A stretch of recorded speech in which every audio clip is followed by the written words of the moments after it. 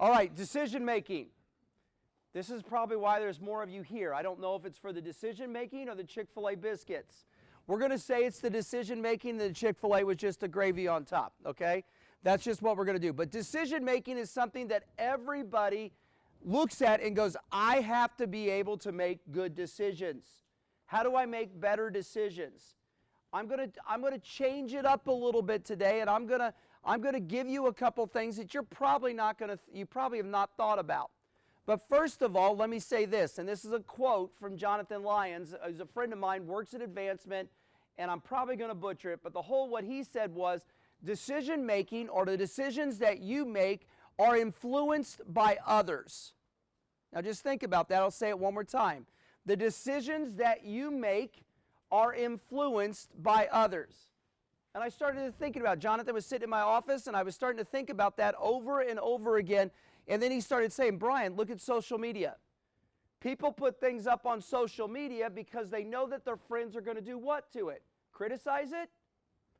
Usually they put it up because they're going to like it.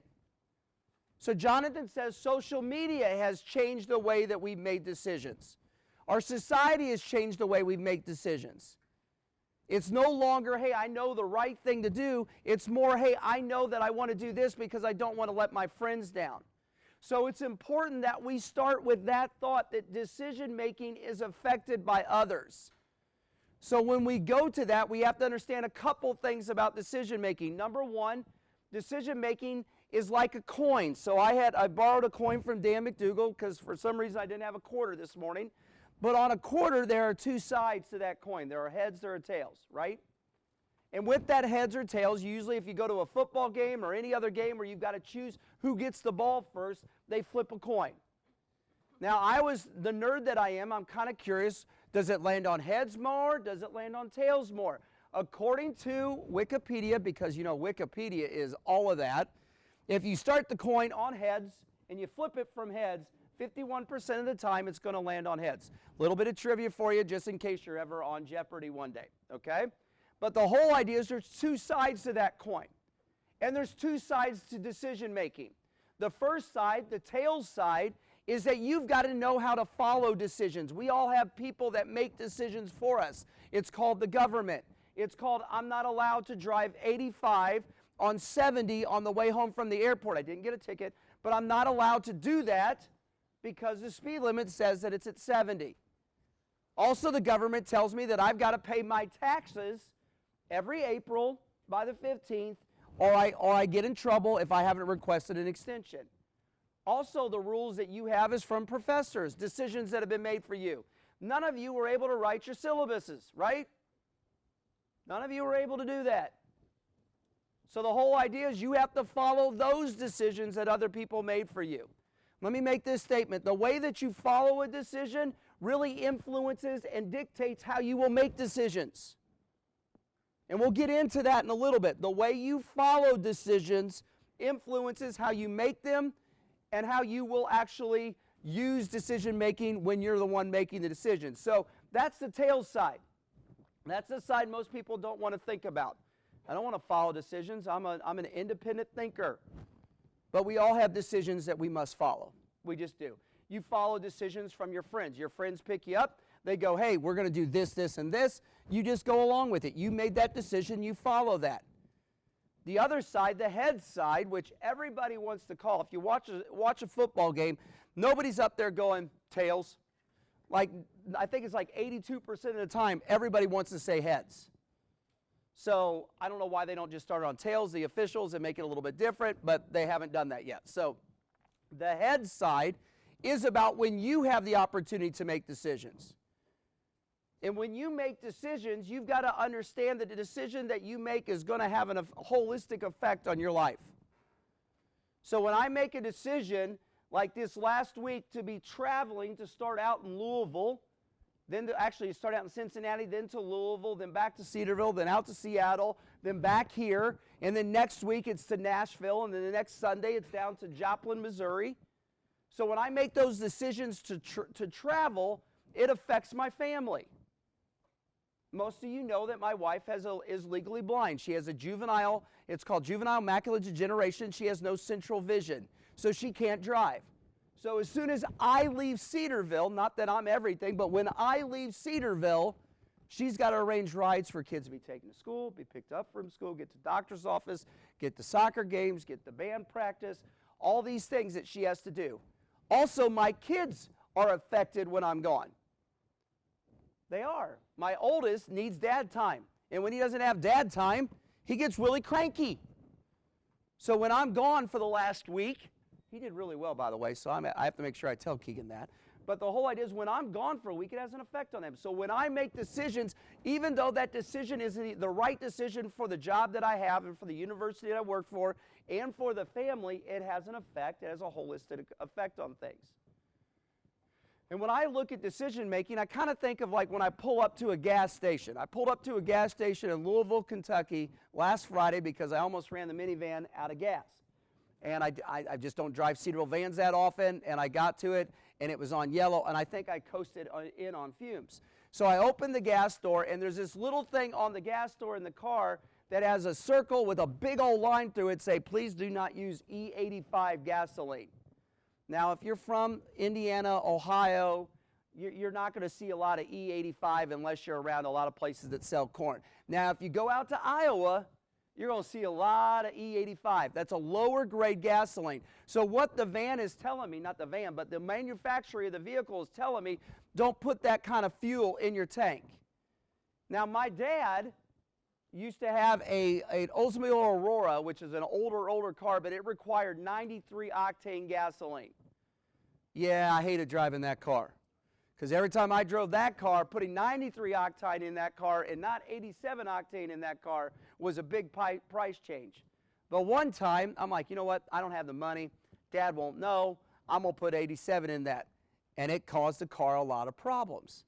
The same thing with decision making. What kind of fuel for decisions are you putting in? So when people make decisions for you, are you hanging around the people that are making the E85 decisions? Or are you hanging around the people that are making the high octane decisions? So is your friends that influence you or the people that influence you are the ones that are going to drag you down or push you up? I was at a conference with 4,000 professionals this last week. And there's a lot of conversations that you hear at a secular conference.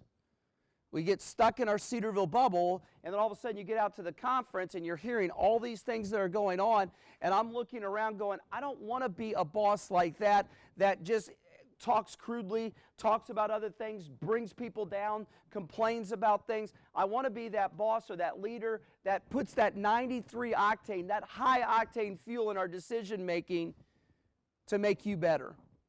It's one of the reasons why I love working with students. You know, Paige got up here and did a fantastic job, and a lot of that is not because of me, but because she's been given the opportunity to do what she can do well. That's all because of decision making. So I have a coin up here, and I'm going to go through what heads is and what tails is. Now I'm going to start with tails because everybody expected me to start with heads, so I'm going to flip it up a little bit, and that was a play on words. Yeah, you didn't hear that. But that way I'm going to start with tails. And tails is about when you follow decisions. And let's look at what your perspective needs to be. It needs to be about serving others. When you're following decisions, you're serving them. So that's one. That's one of your perspectives, is to serve others. Your second perspective when you follow decisions is a word called deference.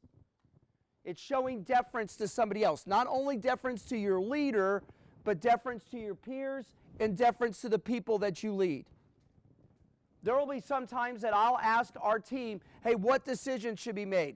And somebody will say, well, I think we ought to do this. Now, I might disagree with them, but sometimes I'm going to follow their decision and show deference and go with what they decided because it really doesn't matter. So in decision making, you got to have the right perspective when you're following decisions. And the first one is, do you serve others? And the second is deference. I already made the two statements. The way that you follow decisions influences how you will make decisions. Now think through that for a second. If every time that I was given a decision from John Wood, my action was this is the dumbest, and I don't think his ideas are dumb, but this is the dumbest idea I've ever heard. I will never do that. I come back to the office. I complain about it to the team. I just don't follow his decisions. What am I saying? How am I going to make the decisions now? Well, probably I'm going to make decisions going, if I make a decision for Emily, I was going to say Kimmy, but I don't want to pick on you today. If I'm going to make a decision for Emily, I'm probably going to think that she's going to question me just as much as I question John. Do you get that? If I'm a complainer and every time that somebody makes a decision, I sit back and I'm critical of it, the next time I make a decision for somebody else, I'm probably going to think that they're going to be critical about my decision. Also, guys, you want to watch people? Watch people follow people. If you want to watch how they will make decisions, watch how they follow decisions. So you have friends that are in chapel, or you got friends that are in class, and the professor says in class, hey, you can have your laptops out, but no Facebook. Man, it's so tempting to put, now you guys don't use Facebook, but it's so tempting to have that social media up, and you've got this person that's sitting right next to you, say they're a leader in your org, and they've got the Facebook up or a social media page up, and then they go to your meeting, and they immediately say, guys, we got to be disciplined, we got to be dedicated, it needs to be all about this XYZ organization. Well, over here, somebody else was saying that, but you weren't doing that. Now over here, you want us to do that. From the perspective of following decisions, if you can't follow a decision, you have no business making a decision. So let's go to the head side, because I'll explain this a little bit better. But in the head side, the focus needs to be this. Number one, you're serving somebody. So when I make decisions, I have to think I'm serving somebody. Can I tell you I struggle with that, and that's probably one of the reasons that earlier in my career and in my relationship with Danielle and our family, I made bad decisions. It used to be, well, I need to do this because it will further my career. Now I have to make those decisions to understand, how am I serving Danielle and Keegan and Audrey and Ethan? How am I serving you? How am I serving John Wood with these decisions that I make? So that's focus one. Focus two, or perspective two, on when you make a decision, you got to have courage and conviction. I don't know about you, I'm not going to make you raise your hands because it's early in the morning, but I struggle with what people think. So when I make a decision that's unpopular, I sit back and go, I wonder how Emily's going to take this. Probably don't wonder all about that, but I wonder how Emily's going to take this. Is she going to be frustrated? Now, as soon as I do that and I start thinking about that, I already start putting in my mind that maybe Emily is going to be frustrated with it, right? So I'm putting my perceptions onto her, which is unfair. Decision making requires courage and conviction. And why is decision making so important? It's important because that's what our world needs. It needs people that are willing to stand up and go, you know what? I don't know what side of the coin I am today. Am I going to follow or am I going to make decisions? But I'm going to do what is needed because both sides of the coin are needed. And when you're looking at decision making, communication has to be there. Because people don't follow decisions because they don't believe in them and they don't know them. Now, let me say that again. People don't follow decisions because they don't believe in them, but they don't believe in them because they don't know them. So if somebody makes a decision for your org, if you're an org president and you make a decision, but you haven't given the opportunity for your group to ask why, and you haven't explained the why, there's a problem with that. So a couple of things I want you to do with communication. Number one, I want you to seek that clarity. You need to ask questions. Not just ask questions if you don't understand, but if Graham doesn't like a decision that I made for Cab, he needs to be in my office saying, Brian, I don't agree with this decision because of this, this, this, and this. That's seeking clarity, and that's helping me seek clarity. I think a lot of times people think, well, the decision's already made. Well, ask the question why. Do it in a respectful way. Then you need to provide. So you don't only need to seek clarity, you need to provide clarity. Do you have an atmosphere in your group, in your friend group, where people can come up to you and ask questions? I had the best compliment given to me when I was speaking to a group at Louisville, Kentucky at Southern Seminary last Friday.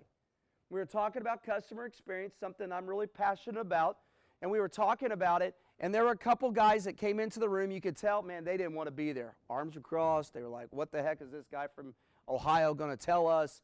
What's this guy from a undergrad school going to tell us? We work at a grad school. And you could see over a little bit, we started explaining customer experience, and you could see the arms coming crossed, and I kept asking questions. Hey, how do you feel? If you went through training with us, that's like a lot of you are smiling because we ask that a lot. How do you feel? What do you think? And the one thing that guy said at lunch, he came up to me and he goes, you know what, I didn't want to be here today, but you're providing an environment. Notice it wasn't the content or how smart I was. You're providing an environment that allows me to ask questions. And he did. He raised his hands and said, I don't understand. This doesn't make sense to me. And then the group started speaking into it. So by lunch, the guy was my biggest advocate, not because my content was out of the park. I hope it's at least decent, but because we had an environment that allowed him to ask questions. All right, so I provided him an opportunity to do that. But also, not only do you want to seek it and provide it, you've got to ensure it. Meaning that as the leader, your job sometimes is to go up to people and go, you know what, Vanessa, do you have any questions for me? Do you have anything that I could help you with? You know, just be willing to put yourself out there, because a lot of times as a leader, the people that are following you are afraid to ask you questions. But when you walk up to them and say, Vanessa, do you have any questions? What did I just do? I threw the barn doors wide open and said, ask any question that you have. Now, she might not do that the first time or the second time or the 5th time or the 20th time, but if I do that consistently, maybe one time she will do that. And the one time that she asks that question and gets that answer, maybe it's not even the answer that she wants, but we have that dialogue, now she could start to trust my decisions. Because she sees that we're trying to make sure that we're seeking clarity, we're ensuring it, and we're providing it. So the question for you is, what side of the coin are you at today? So for me, I have a coin that I usually carry. I just don't have it in my pocket this morning. And I want to remember, and I'm trying to think of this, like, what are these things that are going to help me remember to follow decisions and make good decisions? What are those things that are going to help me to make sure that I put good decisions in so I get good progress out? So I'm thinking I fill up my car with gas at least once a week. So I want to stand there at the pump. I still got to get out and pump my own gas. I got to stand there at the pump, and I want to think about, hey, what kind of decisions am I making? What kind of decisions am I really following? Am I doing the right thing? Am I listening to people? I want something to remind me. You know why? Because I'm dumb, and I'm forgetful, and I need to be reminded of that. Now let me explain where this is a very biblical principle. Let's look at the life of Jesus. How many times did Jesus have to make decisions for his disciples? A lot. John 13 says, Jesus, the night that he was going to be betrayed, or the night before he was going to be betrayed, got up and he washed the disciples' feet, right? That was the decision that Jesus made. Jesus also said, hey guys, go out in a boat, I'll meet you on the other side of the lake, and he walked on the water. Jesus also decided to feed the 5,000. He made decisions. Jesus also decided to get up, throw the money changers out of the temple. These are the decisions that Jesus made. But Jesus also knew how to follow decisions, because there was a lot of times where people would say, hey, Jesus, I think of the first miracle he did. His mom comes to him and said, Jesus, they're out of wine. And he's like, Mom, like he said woman, but I think just how the Bible was written at the time. He was like, Mom, I don't understand. This is not my time. What was he doing right there? He was following a decision. The Garden of Gethsemane, when he's just praying, and the Bible's saying that he's in anguish, and he's praying, God, not take this cup from me. It's not my will, but your will be done. The reason why we can follow somebody like Jesus Christ is because we knew and we see that he followed his Savior, and he knew how to follow the decisions that were made for him. Turn that into what we're doing here. If you're not following Jesus Christ, what kind of decisions are you going to make? Are they going to be selfish? Probably. Sometimes you're following Jesus Christ, you're still going to make selfish decisions because we're sinners. If you're not following Jesus Christ and going by that, what kind of decisions are you going to make for your friends, for your orgs, and for other groups that you have the opportunity with? So my challenge to you is use the right kind of fuel. Okay? Don't be satisfied with the low octane stuff. Go with the high octane stuff. Surround yourself with people that make good decisions. Sound like a dad, don't I? But it's true. Surround yourself with people who make good decisions. Follow those decisions so that you will influence them so that you can make good decisions. Can I also challenge you? Don't only be a follower. There are times that you need to stand up and make decisions. And if people see you following the right things when you make the decisions, they'll follow you. And if they don't, you have courage and conviction, you need to do the right thing, and you do it. But also, remember that one of these days, or in your day-to-day, I don't know if you're going to be on a heads or a tails. You're going to walk into chapel, and you're under the authority of what Dr. White and Cedarville University has for you. Follow well. You're going to make decisions tonight with your friend groups. Make wise decisions. And communicate those. Okay? Decision making is hard. It affects all of us. It's holistic. It's not something that you're going to wake up one day and go, hey, guess what? I can put this on my LinkedIn. I'm a decision maker now. No, decision making, you're going to fail at it. That's all right. What'd you learn from it? You know, leaders apologize first and often. How are you making it right? So that's decision making.